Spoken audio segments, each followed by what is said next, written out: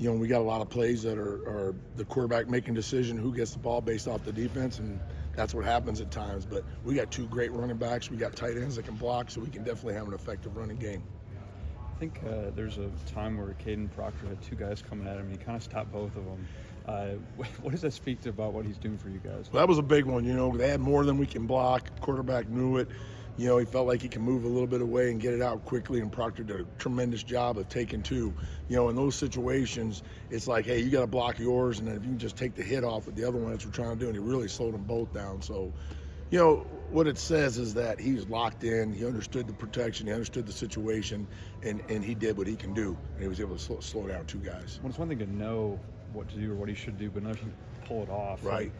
I mean, how quickly, just because he did have he had to miss some time early, how quickly did he just kind of get back into things?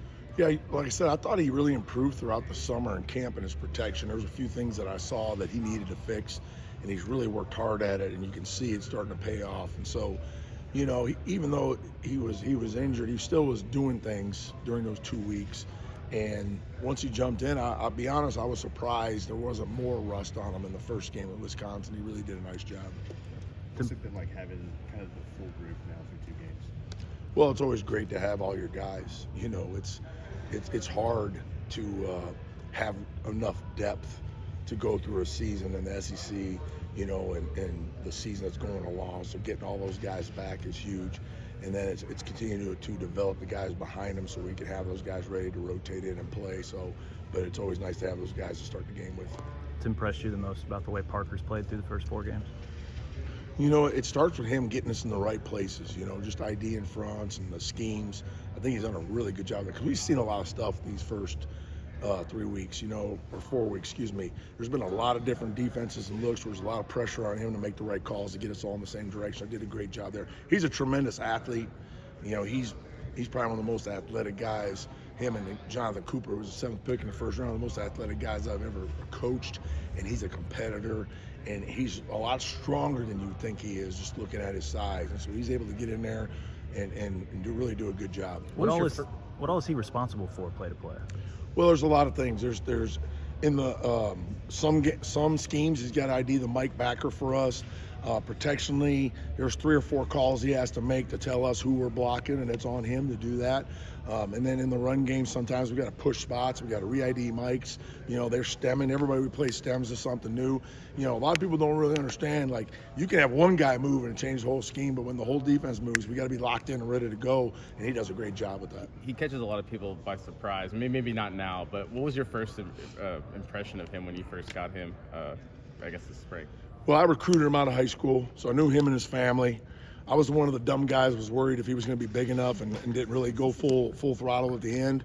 And then you're watching the national championship game, he's in there playing at 270. So now he's 290, and so I always knew what the athlete he was. I guess just seeing the competitor he is and really how strong he is for his size, But I always really liked him, the kid and the family, and kind of knew he was a special kid. And that's all coming to fruition. I just wasn't smart enough to try to pursue it at that time. The added weight that he's put on, where do you see that stick out on film? I think it's just more about, some of it's the wear and tear of the game, and some of it's just being able to anchor in there. When you're blocking 330, 340-pound guys inside, they're not pushing in the backfield, or when they're trying to pull and snatch you, he's not flying around out there. He's able to anchor down. I think that's where you really see it. And then you see does a nice job of in his double teams and getting movement. So, all of that helps, and you can see him kind of growing with that. How impressive is what he's been able to do? I mean, just given everything he went through in the spring before he really got settled in. Well, I guess for me, when he was practicing, or I know what he's capable of, I guess I'm not surprised because that's my expectation for him. And all the stuff that we talked about, spring and all that, really it was just a tiny bump in the road. Yeah. From the end of spring through the summer, he's been locked in and doing a great job. So it might be surprising more people, but it's not surprising me because I know what he's capable of. We've obviously seen the rat traps around the state guys talking about what he let down. Just kind of what have you seen from the intensity this week facing Vanderbilt after such a big game on Saturday?